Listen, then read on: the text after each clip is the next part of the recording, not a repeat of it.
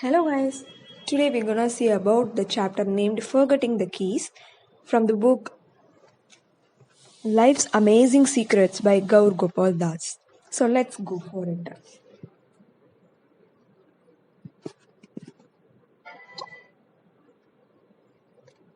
Happiness resides not in possessions and not in gold. Happiness dwells in the soul, said by Democritus. As you become successful, don't forget the keys to happiness.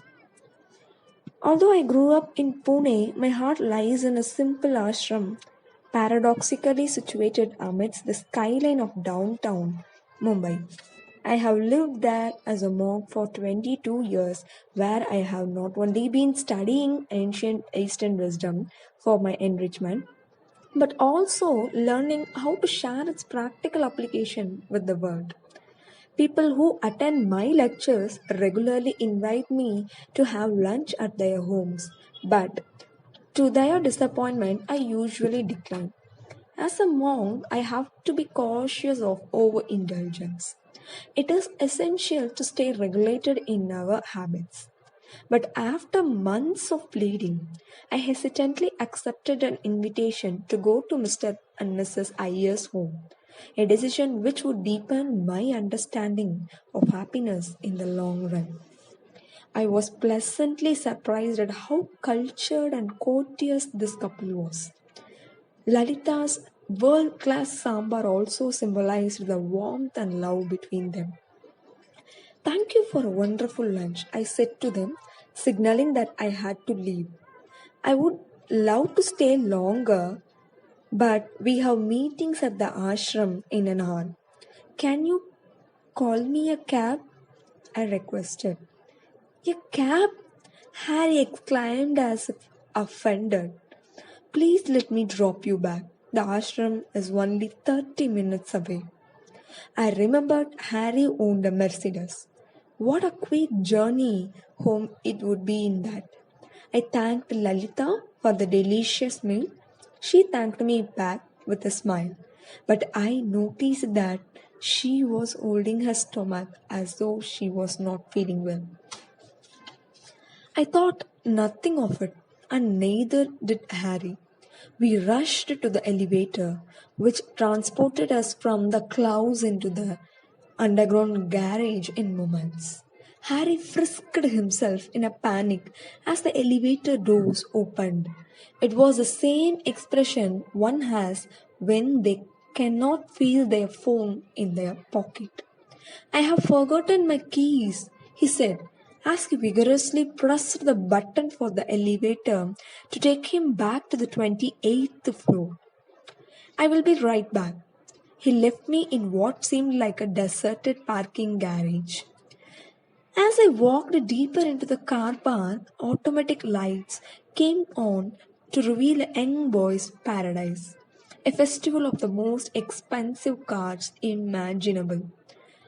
I walked around the garage, remembering how fascinated I was with the cars in my childhood. I chuckled as I saw my reflection in the window of a Ferrari that was the same shade of orange as my robes. But I couldn't see Harry's Mercedes in the parking lot. The doors of the elevator sprung open, and soon and out of breath, Harry jumped out jingling his keys. Where's your Mercedes? I asked curiously. I had to sell it, unfortunately. The chassis was too low for the streets of Mumbai. I bought a Lexus instead. I heard having one is the mark of a true gentleman. I suppose that's a good problem to have, whether to sell your Mercedes and buy a Lexus. We both laughed like old friends. As we hurried to his gleaming Lexus, I expressed how deeply impressed I was that a couple of their stature, their wealth, and influence was reconnecting with their spiritual roots again. Can I tell you a story that I think you will appreciate? Harry nodded as we both settled in for our short journey across the town. He returned on the passenger light and gazed at me intently as I began speaking. Going on a holiday with your friends is one of the best experiences you can have. Before I became a monk, three of my close friends from university in Pune and I decided to take a trip to New Delhi together. We had booked a hotel, but little did we realize that our room was on the 18th floor of a high rise building.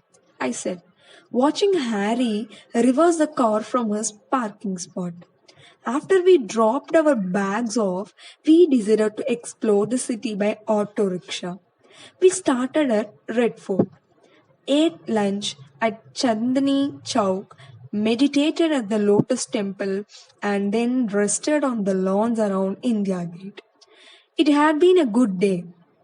Tired and slightly hungry, we decided to return to our hotel and order room service. We arrived at the hotel just after sunset to the news that the elevator had broken down. Harry gasped. What did you do? We were young, so we decided to walk up all the way to our room. That's insane. I would cancel my gym membership if I had to walk up to my apartment. I would probably have to carry Lalita on my back, he joked. We were exhausted by the end of it. But as the saying goes, time flies when you are having fun. Speaking and laughing with friends makes everything easier. I agree, he said, nodding. What did you talk all about? Well, we told jokes and stories, made each other laugh, mocked each other. We moved from floor to floor with no complaints whatsoever. On the 15th floor, we realized that one of our slightly chubby friends was not saying much.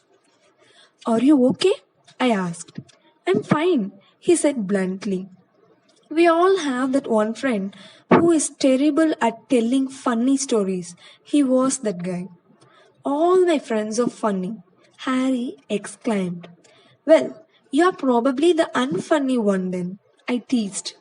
So, after a few minutes of persuasion, we convinced this friend of ours to tell us a story.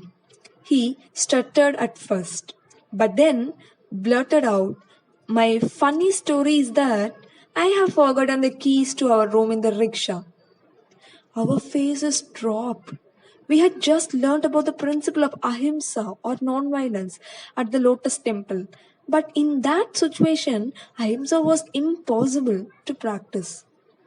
Using all our powers of restraint, we started our silent journey back down to the reception, praying that the hotel had some spare keys. Harry burst out laughing.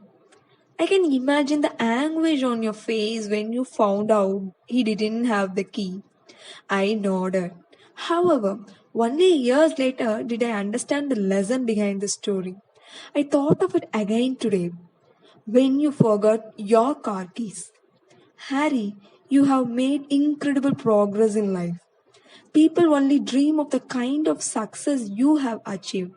From studying at prestigious institutions around the world to having a loving partner, living on the top floor of the skyscraper, having a seven-figure salary and a professional reputation years ahead of your age, you have come a long way. However, I'm so glad that you haven't forgotten the keys to your happiness as you have moved up on the ladder of success. As a society, it's all easy to focus on our external achievements and forget to assess whether we are happy with the state of our life. I'm relieved that you haven't neglected that aspect of your life. I suppose so, Harry remarked uneasily. He wasn't smiling anymore. I sensed the change of tone in his voice. An awkward silence fell upon us as we left the underground parking. Immediately, bystanders started taking notice of the car and began gawking at it. There was something he wanted to say, but I didn't know what. Let's see in the next chapter. Thank you.